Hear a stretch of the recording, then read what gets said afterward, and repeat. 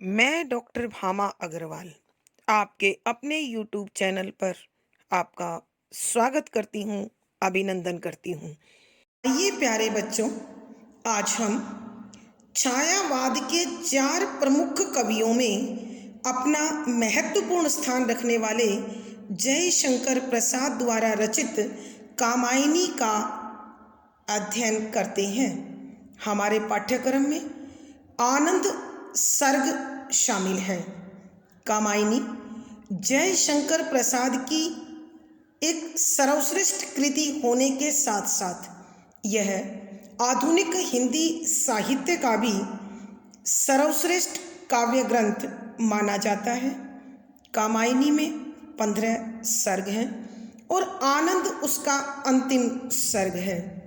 यहाँ कवि ने मानव के जीवन में अनेक प्रकार के पड़ाव आते हैं, अनेक प्रकार के कर्म होते हैं, अनेक प्रकार का जीवन के प्रति दृष्टिकोण होता है, लेकिन अंत में प्रत्येक व्यक्ति प्रभु की शरण में जाकर आनंद की तलाश करता है। यहाँ कवि ने उसी आनंद का जिक्र किया है। उपनिषदों में भी आनंद से ही सृष्टि का निर्माण माना जाता है। आनंद में ही सृष्टि चलती है और अंत में आनंद में ही विलीन हो जाती है। कवि ने यहाँ उसी आनंद का जिक्र या वर्णन इस आनंद सर्ग में किया है। कामायनी के रचयिता और कामायनी में शैव दर्शन का विशेष स्थान है। शैव दर्शन भगवान शंकर से जुड़ा हुआ जो दर्शन अर्थात जीवन के तत्वों को देखने का एक विशेष नज़रिया दर्शन कहलाता है। हम आनंद सर्ग में जिस कथा का अध्ययन करेंगे वो इस प्रकार है। कामायनी के 3 प्रमुख पात्र हैं, मनु, श्रद्धा और ईड़ा। ईड़ा जो कि इस सर्ग में आरंभ से अंत तक चलती हुई दिखाई देती है। ईड़ा ने श्रद्धा और मनु के पुत्र मानव को साथ लेकर सारस्वत प्रदेश को पुनः बसाया है, व्यवस्थित किया है और उस व्यवस्था के बाद उस प्रदेश के निवासी वैभव, धन धान्य आदि से परिपूर्ण होकर सुखमय जीवन व्यतीत करते हैं और इस प्रदेश में मानवीय विकारों का प्रभाव नहीं है। सभी लोग एक परिवार के सदस्यों की भांति मिलजुल कर प्रेम से रहते हैं। एक दिन ईड़ा उनके पुत्र मानव को लेकर और सारस्वत नगर के निवासियों का एक दल बनाकर श्रद्धा और मनु के दर्शन के लिए कैलाश पर्वत की ओर जाती हैं। तो जाते हुए उनके साथ जो सामान हैं, जो लोग हैं, जो जीव हैं, उनकी किस प्रकार की क्रिया प्रतिक्रिया है उसका वर्णन उन्होंने बताया है, किया है। वो जब कैलाश पर्वत की ओर जाते हैं तो उनके साथ नंदी बैल है जो शैव दर्शन के अनुसार मोक्ष को देने वाला है और भगवान शंकर का वाहन है। इसलिए इस दल का जो नेतृत्व कर रहा है धर्म के प्रतिनिधि के रूप में वह बैल है और उस पर सोमलता की बेल लदी हुई है।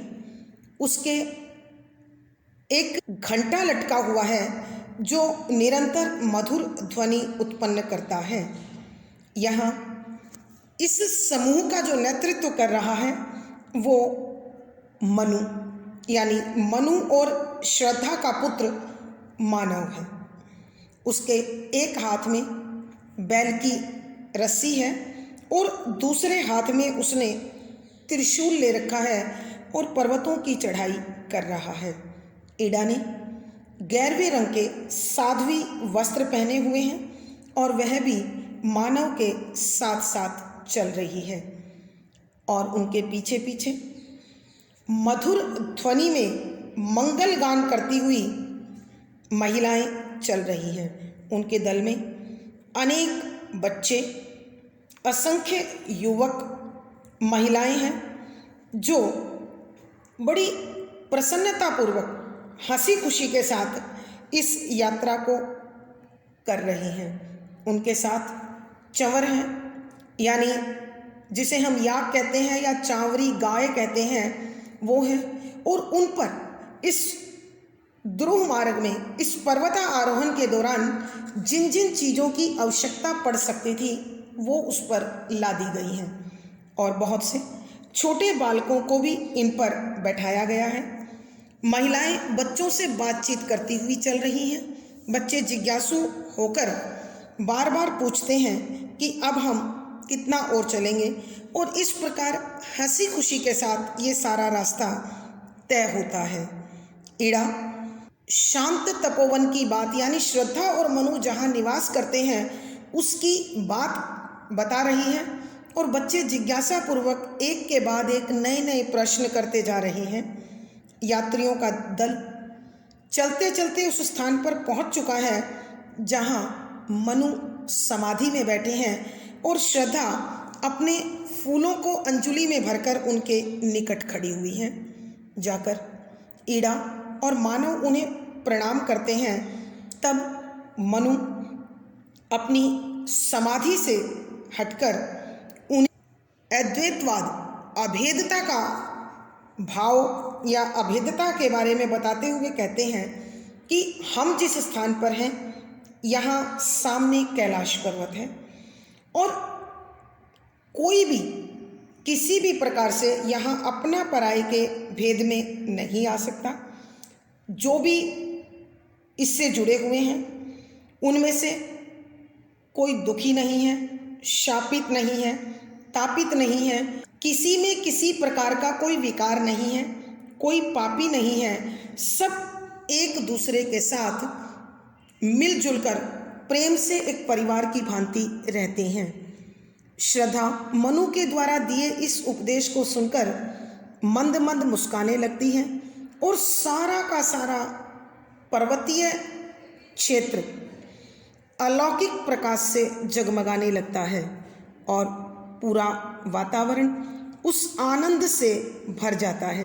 सभी यात्री एक दूसरे को अभिन्न समझते हुए एक दूसरे में पूर्ण तादात्म्य के साथ, मेल के साथ मिल जाते हैं। और वहाँ जाने के बाद मनुष्यों की दृष्टि में जड़ चेतन आदि का सब भेदभाव समाप्त हो जाता है और सब अपने आप को एक अखंड अद्वितीय आनंद में महसूस करते हैं। आइए बच्चों, इसी प्रकार के भावों को समेटे हुए कामायनी के 15वें सर्ग आनंद सर्ग का अब हम अध्ययन आरंभ करते हैं। संख्या 29। सब भेद भाव भुलवाकर दुख सुख को दृश्य बनाता मानव कह रे यह मैं हूँ, यह विश्व नीड़ बन जाता। श्रद्धा के मधु अधरों की छोटी छोटी रेखाएं रागा अरुण किरण कलासी विकसी बन स्मृति लेखाएं। प्रसंग प्रस्तुत पद हमारी हिंदी की पाठ्य पुस्तक आधुनिक हिंदी कविता में संकलित छायावाद के आधार स्तंभ कवि श्री जय शंकर प्रसाद जी द्वारा रचित आधुनिक हिंदी काव्य का सर्वश्रेष्ठ ग्रंथ कामायनी के अंतिम सर्ग आनंद सर्ग से लिया गया है। संदर्भ यहाँ कविवर सारस्वत नगर के निवासियों का नेतृत्व करते हुए जब मानव और ईड़ा मनु व श्रद्धा के दर्शन हेतु कैलाश पहुँचते हैं तो ईड़ा सद्भाव से भरकर अपने इस यात्रा का लाभ श्रद्धा को समर्पित करती है और उसी सद्भावना से प्रेरित होकर मनु जीवात्मा और परमात्मा की अभिन्नता अर्थात अद्वैतवाद को स्पष्ट करते हुए समझाते हैं कि व्याख्या शब्दों के अर्थ साथ साथ सब, सारा, भेदभाव, किसी भी प्रकार का भेद, अपना पराया, ऊंच नीच आदि भुलवाकर, समाप्त करके, भूल जाने पर सुख दुख, जीवन में प्राप्त होने वाले सुख और दुख को दृश्य मात्र एक नाटक बना देता है। मानव मानव कहने लगा, यह मैं हूं कि इस नाटक का मैं अभिन्न अंग हूं। वह जो इर्द गिर्द दिखाई दे रहा है, विश्व, संसार, नीड़ घोंसला बन जाता है कि यहाँ जब मनु जीवात्मा और परमात्मा के संबंध के विषय में मानव तथा ईड़ा को समझाते हैं, तब मानव सभी प्रकार के भेदभावों को भूल जाता है और इस संसार को केवल सुख और दुख से युक्त मात्र एक नाटक के रूप में देखता है, समझता है। उसके अनुसार मानव कहने लगता है कि मैं इस संसार में समाया हुआ हूँ और मेरे लिए ये पूरा का पूरा संसार एक घोंसले की भांति बन चुका है। अर्थात मानव संसार के सभी जीवों को अपने परिवार के सदस्यों की भांति देखता है, समझता है। इसलिए उसके मन से सभी अपने पराये के भेद समाप्त हो जाते हैं। श्रद्धा के मधु अधरों की छोटी छोटी रेखाएं कि जब इस प्रकार मानव को उदार विचारों से भरा हुआ देखती है, मानव के भावों को सुनती है, तो उसकी माता श्रद्धा भावुक हो जाती है और प्रसन्न होकर जब वह मुस्कुराती है तो श्रद्धा के मधुरता से भरे हुए अधरों, होठ की छोटी छोटी, बहुत छोटी छोटी रेखाएं, पंक्तियां, अर्थात होठों में जो हल्की हल्की लाइनें दिखाई देती हैं, रेखाएं दिखाई देती हैं, यहाँ कवि उन रेखाओं की बात कर रहा है। राग अरुण, प्रेम से लाल या उगते हुए सूरज की लाल किरणें कलासी, कलाओं की भांति जिस प्रकार किरणें फैलती हैं उनको हम कला बोलते हैं। विकसी, खिल गई, बिखर गई, बनकर, स्मृति, मुस्कान, लेखाएं, रेखाएं कि जब मानव को इस प्रकार उदार विचारों से भरा हुआ देखा, विश्व बंधुता की भावना से भरा हुआ देखा और अद्वैतवाद के भावों को समझकर जब वो अपने विचारों को प्रकट करता है, तो श्रद्धा अपने पुत्र की इस उदारता पर बड़ी प्रसन्न होती है और उसके मधुर होठों पर एक मुस्कान खिंच जाती है, मुस्कान बिखर जाती है और मुस्कुराती हुई श्रद्धा के होठों को देखकर ऐसा लगता है रागा अरुण किरण कलासी कि मानो उगते हुए लाल सूर्य की किरणें कलाओं की भांति सर्वत्र प्रकृति में खेल रही हूँ, खिल रही हूँ। अर्थात कहने का भाव यह है कि श्रद्धा की वह मुस्कान पूरी प्रकृति के लिए आलोकित करने वाली, भावुक करने वाली, आनंदित करने वाली रेखाओं के रूप में फैल गई। आइए बच्चों, हम एक बार फिर इस पद की व्याख्या करते हैं।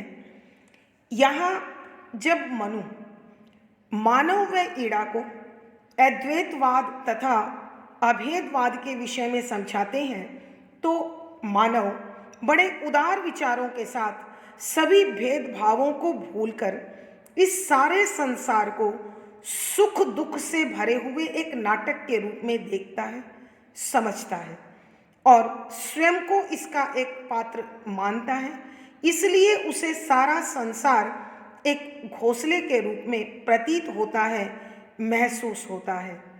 उनके कहने का भाव यह है कि मानव सारे संसार के जीवों को एक परिवार के सदस्यों के रूप में देखने के कारण वहाँ से अपने और पराये का सभी भेद समाप्त हो जाता है, खत्म हो जाता है।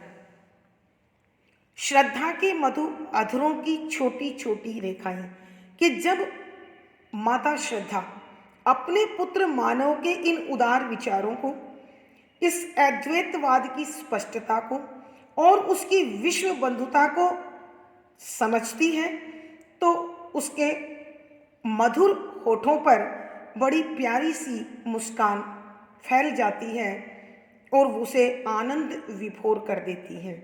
इस प्रकार मुस्कुराती हुई श्रद्धा को देखकर कविवर लिखते हैं कि मानो इस प्रकृति में उगते हुए लाल सूर्य की भांति उसकी किरणों का बिखराव जिस प्रकार प्रकृति को आलोकमय बना देता है, ठीक उसी प्रकार श्रद्धा के होठों पर फैली हुई उन रेखाओं ने सारे क्षेत्र को आनंदमय बना दिया।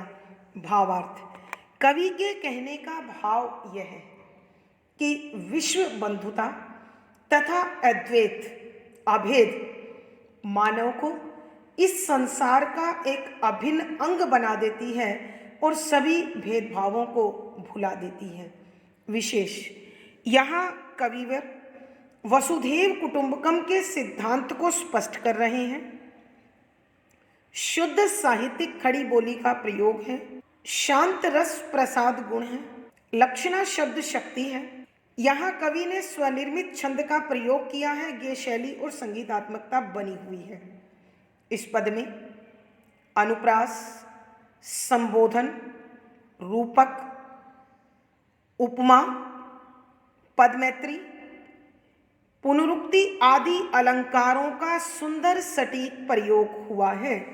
यहाँ रविंद्रनाथ टैगोर द्वारा भी विश्व को एक घोंसले के रूप में, नीड़ के रूप में बनाने की सुंदर परिकल्पना को सहयोग मिलता है।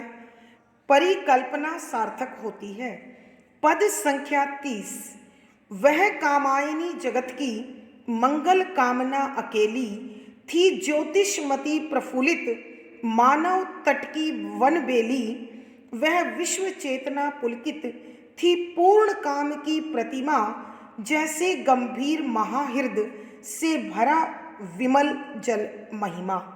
प्रसंग पूर्ववत। संदर्भ, इस पद में कविवर मानव की माता श्रद्धा को सांसारिक श्रद्धा का प्रतीक मानकर उनसे सुख, स्नेह, आनंद, शक्ति, भावुकता, संवेदनशीलता जैसे महान गुणों को प्रसारित करता हुआ दिखाकर उसे आदि शक्ति के रूप में चित्रित करते हुए कवि लिखते हैं कि व्याख्या, शब्दों के अर्थ साथ साथ वह जो श्रद्धा सामने है, कामायनी श्रद्धा, जगत संसार की मंगल कामना अकेली, कि वह श्रद्धा अकेली ही पूरे संसार के लिए मंगल कामना के समान है। जब मनु महाराज सारस्वत नगर के निवासियों को अद्वैतवाद और अभेदवाद के विषय में विस्तार पूर्वक समझाते हैं, तो उस संदेश को सुनकर श्रद्धा आनंद से भर उठती है।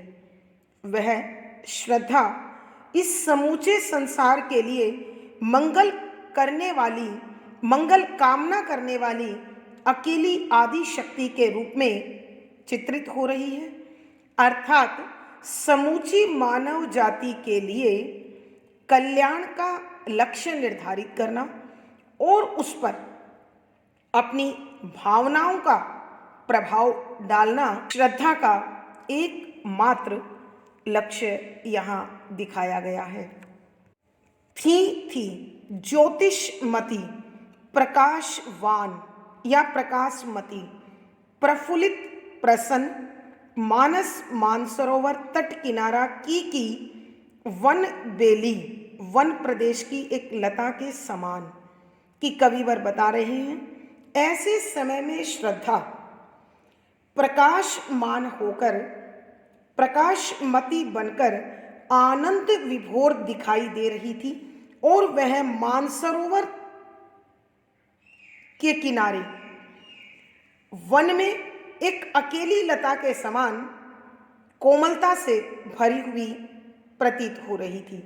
वह विश्व चेतना पुलकित थी, पूर्ण काम की प्रतिमा। वह श्रद्धा विश्व चेतना, समूचे संसार की जागृति, पुलकित, प्रसन्न थी पूर्ण काम यानी इच्छाओं की पूर्ति, काम इच्छा पूर्ण, पूर्णता की प्रतिमा, मूर्ति के रूप में, कि वह इस सारे संसार में प्रसन्नता पूर्वक जागृति फैलाने वाली तथा सभी इच्छाओं को पूर्ण करने वाली देवी की भांति प्रतीत हो रही थी। जैसे गंभीर महाहृदय से भरा विमल जल महिमा, जिस प्रकार इस विशाल मानसरोवर में अत्यंत पवित्र और शुद्ध पानी भरा हुआ है और संसार के सभी प्राणियों की प्यास बुझाता है, आत्मा को शक्ति प्रदान करता है, ठीक उसी प्रकार श्रद्धा भी संसार के दुखी, पीड़ित और कष्ट से घिरे मनुष्यों के कष्ट को समाप्त कर उनकी इच्छाओं को पूर्ण करती हुई उन्हें सुख व आनंद प्रदान करती है। आइए बच्चों, एक बार फिर हम इस पद की व्याख्या करते हैं। सबसे प्यारी बात यह है कि हम जिस वातावरण में इस कविता की व्याख्या कर रहे हैं, पक्षियों की मधुर आवाज़ हमें मानसरोवर के निकट ही ले जा रही है, जो मेरे पीछे इस वीडियो का हिस्सा बन रही है, कि प्रकृति भी हमारा साथ दे रही है। यहाँ जब मनु महाराज सारस्वत नगर के निवासियों को अद्वैतवाद और अभेदवाद के विषय में विस्तार पूर्वक समझाते हैं, तो श्रद्धा भाव को सुनकर, उस विचार को सुनकर, उनके विषय को सुनकर अत्यधिक प्रसन्न हो जाती है। ऐसे में कवि श्रद्धा के स्वरूप को चित्रित करते हुए, वर्णन करते हुए कहते हैं कि वह कामायनी जगत की, कि श्रद्धा वास्तव में इस सारे संसार का श्रद्धा रूप है। मंगल कामना अकेली, कि वो सारे संसार के लिए अकेली ही मंगल कामना करती रहती है। अर्थात कहने का भाव यह है कि श्रद्धा अपने लक्ष्य संपूर्ण मानव जाति के कल्याण को पूर्ण करने में पूरी भावना के साथ, पूरी लगन के साथ लगी हुई है। थी ज्योतिषमती, प्रफुल्लित, कि वह अत्यंत प्रकाशवान होकर आनंद विभोर दिखाई दे रही थी और ऐसा लग रहा था मानो मानस तट की वनबेली, कि उस मानसरोवर तालाब के किनारे जो वन है वह उसकी एक अत्यंत कोमल लता के समान हो, भावना के समान हो। वह विश्व चेतना पुलकित, कि उस समय श्रद्धा पूरे संसार की जागृति के रूप में आनंद विभोर दिखाई दे रही थी पूर्ण काम की प्रतिमा, कि वह संसार के सभी जीवों की इच्छाओं को पूर्ण करने वाली सजीव मूर्ति के रूप में दिखाई दे रही थी।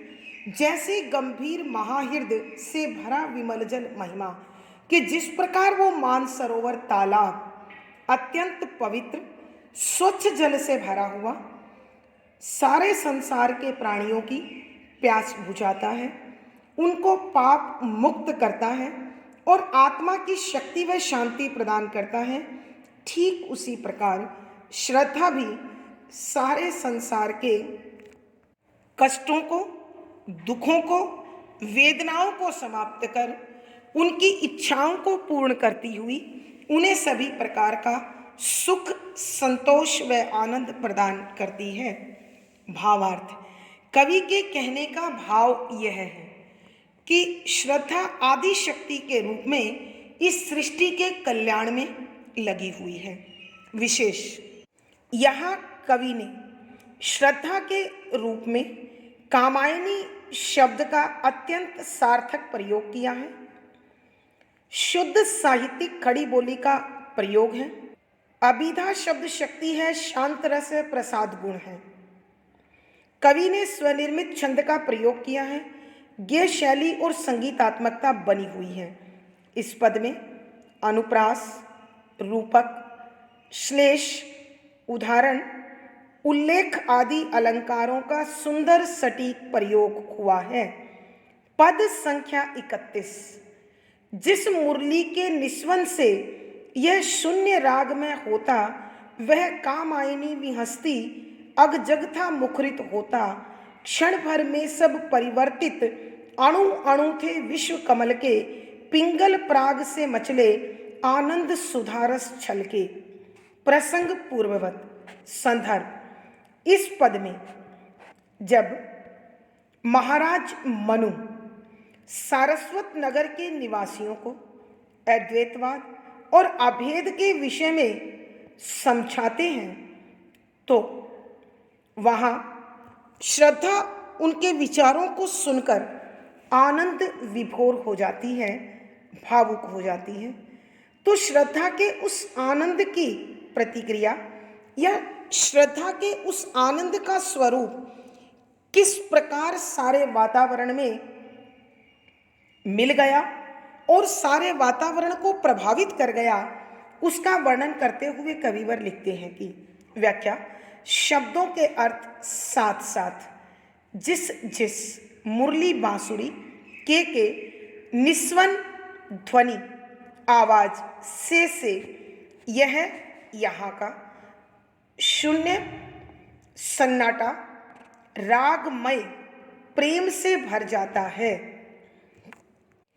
यहाँ कवि बता रहे हैं कि जिस प्रकार विशाल और शांत आकाश जो सन्नाटे से घिरा हुआ है, जो मौन से भरा हुआ है, जब मुरली बजती है, बांसुरी बजती है, तो उसकी मधुर आवाज से वह पूरा का पूरा आकाश गूंज उठता है, प्रेममय हो जाता है। ठीक उसी प्रकार श्रद्धा भाव के उत्पन्न होने पर, यहाँ श्रद्धा भावना की बात है कि श्रद्धा रूपी भावना के उत्पन्न होने पर या श्रद्धा के उत्पन्न होने पर मानव के हृदय में जो सूनापन छाया हुआ है होता है, जो उदासीनता होती है, जो एकाकीपन होता है, वो समाप्त हो जाता है और वहाँ प्रेम की मधुरता जागृत हो जाती है, आदर उत्पन्न हो जाता है। और ऐसा होने पर उस जीव के लिए यह पूरा का पूरा संसार प्रेम से, आदर से भरा हुआ होकर उसका मन उस मधुरता से गूंजने लगता है, आनंद से भरने लगता है। वह कामायनी विहसती अगजग था मुखरित होता। वह श्रद्धा कामायनी भावों वाली श्रद्धा विहसती खिलती है, प्रसन्न होती है, विकसित हो जाती है। अग संपूर्ण जग संसार था मुखरित होता, आवाज से भरा हुआ, भाव से भरा हुआ।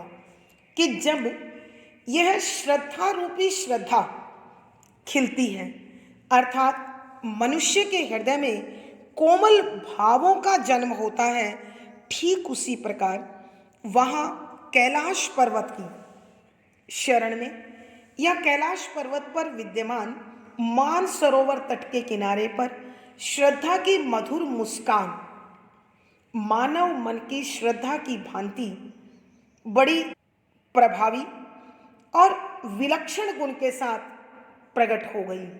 कहने का अभिप्राय यह है कि श्रद्धा की उस मधुर मुस्कान के कारण समूचा कैलाश पर्वत और मानसरोवर तट खिल उठा, आनंदित हो गया। क्षण भर में सब परिवर्तित अणु अणु थे विश्व कमल के। क्षण भर, अगले ही पल सब सारा का सारा परिवर्तित बदला हुआ, अणु अणु, प्रत्येक कण, विश्व विश्व, संसार, सृष्टि, कमल के, विश्व रूपी कमल के प्रत्येक अणु अर्थात प्रत्येक छोटे से छोटा अंश। कवि कहते हैं कि इस श्रद्धा भाव के हृदय में आने से विश्व रूपी कमल का प्रत्येक तत्व अगले ही पल में एक नए सौंदर्य में बदल जाता है। पिंगल पराग से मचले आनंद सुधारस छलके।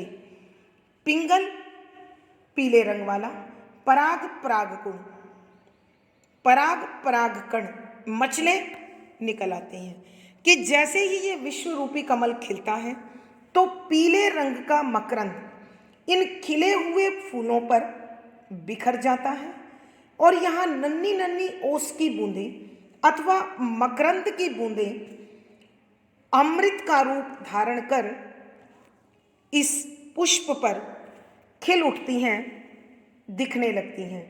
अर्थात कवि के कहने का भाव यह है कि जब श्रद्धा मानव के हृदय में जागृत होती है तो सभी प्राणियों के लिए उसके हृदय में आनंद के भाव जन्म ले लेते हैं और समूची पृथ्वी का जड़ चेतन वर्ग अलौकिक आनंद से भरकर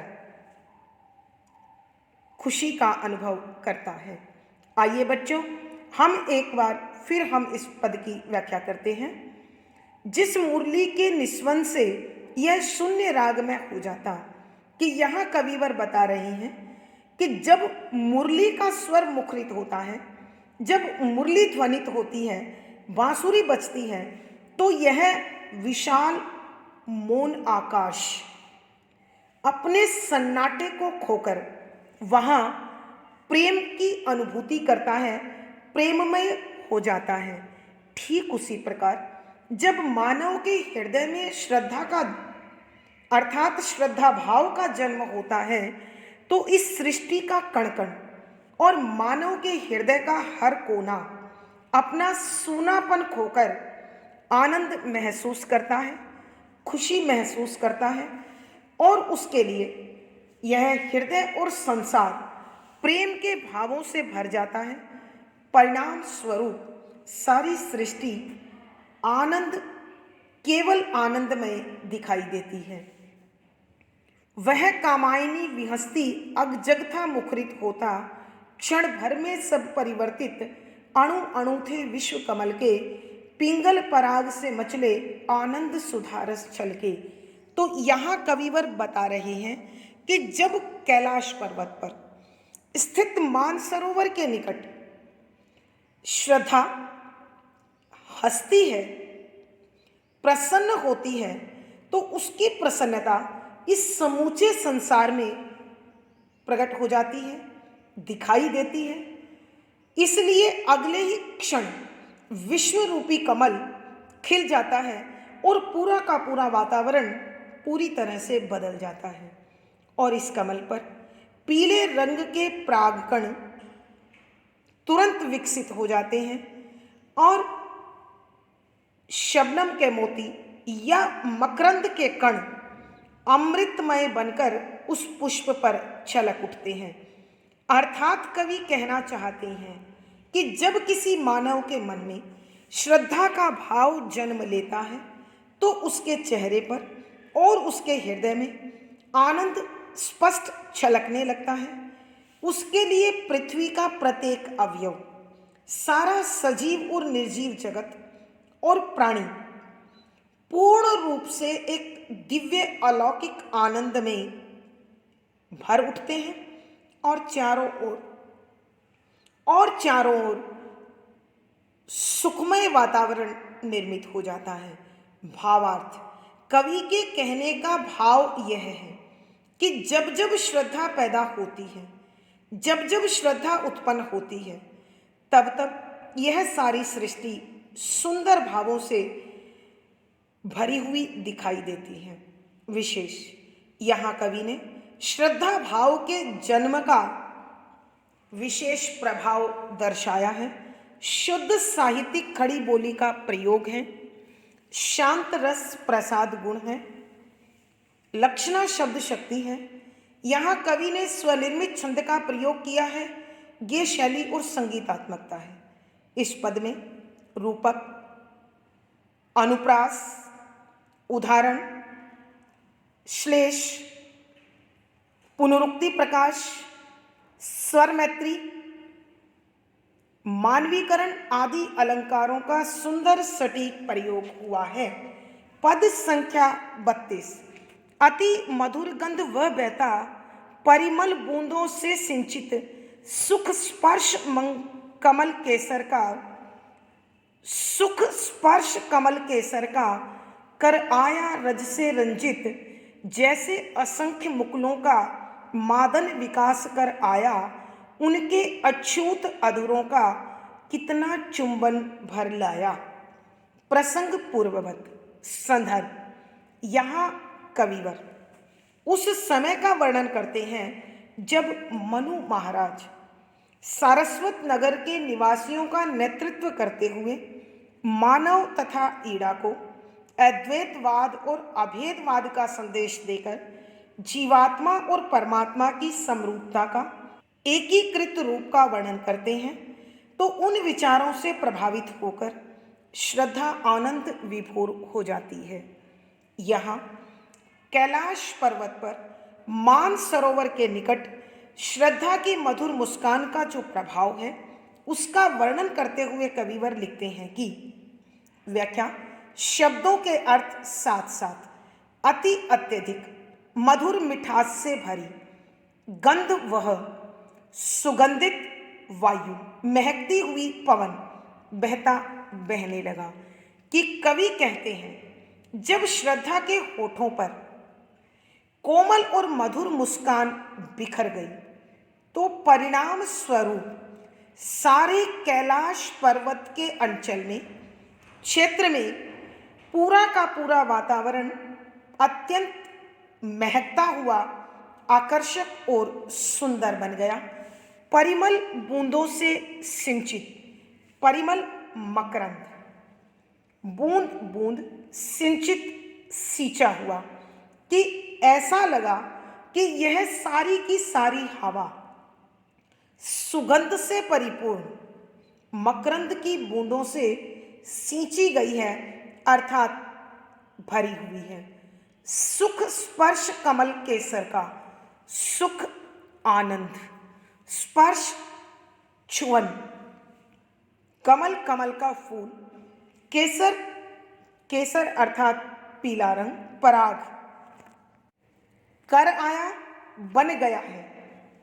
रज कण, मिट्टी, हवा का कण, से रंजित, रंगा हुआ, भरा हुआ, सुशोभित, कि ऐसा लगता है कि यह पवन, यह हवा, यह वायु इस विश्व रूपी कमल के पराग जैसे सुगंध को स्पर्श करके अपने कण कण को इस सुगंध से भरकर अत्यंत धीमी गति से, अत्यंत प्रेम से उस पूरे वातावरण को सुगंधित और आनंदमय बना रही है। ऐसा लग रहा है मानो जैसे जिस प्रकार असंख्य अनेक मुकुल, अध खिले कमल या कलियां, काका, मादन मस्त बना देने वाला विकास क्रम, कि ऐसे लगता है मानो यह पवन अनेकों कलियों को स्पर्श कर उसे मस्त कर देने वाले, आनंद से भर देने वाले विकास का कार्य आरंभ कर चुका हो। अर्थात वह पवन धीरे धीरे बहती हुई इन असंख्य कलियों को छूकर उन्हें चटका रही है, उन्हें विकसित कर रही है, उन्हें फूल में परिवर्तित कर रही है। उनके अछूत अधरों का कितना चुंबन भर लाया, कि जिस प्रकार अछूत अनछुए होठ होठों पर किया गया चुंबन आनंद से भर देता है, ठीक उसी प्रकार सुगंधित वायु कलियों को छूकर, कलियों के संपर्क में आकर सारे वातावरण को आनंदमय बना रही है। आइए बच्चों, हम एक बार फिर इस पद की व्याख्या करते हैं। यहाँ कविवर श्रद्धा के आनंद विभोर होने पर और उनके मधुर मधुर मुस्काने पर जो कैलाश और मानसरोवर तट के किनारे परिवर्तन दिखाई दिए हैं, उसका वर्णन करते हुए कविवर लिखते हैं कि अति मधुर गंध वह बहता परिमल बूंदों से सिंचित, कि जब श्रद्धा मुस्काने लगी तो ऐसे लगा मानो अत्यधिक मधुरता से भरा हुआ वायु का प्रवाह धीरे धीरे मकरंद की बूंदों की महक अपने अंदर समेटे हुए उस वातावरण को सुगंधमय, महकता हुआ और आनंदमय बनाने लगा। ऐसे लग रहा था मानो सुख स्पर्श कमल केसर का करे आया रंज से रंजित, कि वायु का प्रत्येक कण इस विश्व रूपी कमल के प्राग को छूकर आनंद को अनुभव करता हुआ आनंद से भरकर चारों ओर के वातावरण को खुशनुमा, खुशहाल बना रहा था। जैसे असंख्य मुकुलों का मादन विकास कराया इस हवा की धीमी धीमी चाल और मस्त बना देने वाली सुगंध ऐसे लग रही थी जैसे अनेका अनेक कलियों को छूकर इस वायु ने मस्त बना देने वाले विकास कर्म को विकसित कर दिया हो, उत्पन्न कर दिया हो। और कहने का भाव यह है कि वो कलियां अब चटक कर फूल में परिवर्तित होने लगी, अर्थात सभी कलियां फूल बनने के क्रम में लग गई। उनके अछूत अधरों का कितना चुंबन भर लाया, कि इस पवन को महसूस कर, अनुभूत कर ऐसा लगता था मानो जिस प्रकार अछूत अनछुए होठों का चुंबन विशेष आनंद से भर देता है, ठीक उसी प्रकार वह हवा इन कलियों के स्पर्श में आकर एक बिल्कुल कोमल, अत्यधिक नवोदित प्राग की खुशबू को लेकर चारों ओर वातावरण को आनंदमय, महकता हुआ, खुशनुमा बना रही थी। भावार्थ, कवि के कहने का भाव यह है कि एक श्रद्धा भाव मानव जीवन को और सृष्टि के स्वरूप को पूरी तरह बदल देता है। विशेष यहाँ कवि कैलाश पर्वत के प्राकृतिक सौंदर्य और श्रद्धा भाव के उद्गम का अत्यंत सुंदर चित्रण कर रहे हैं।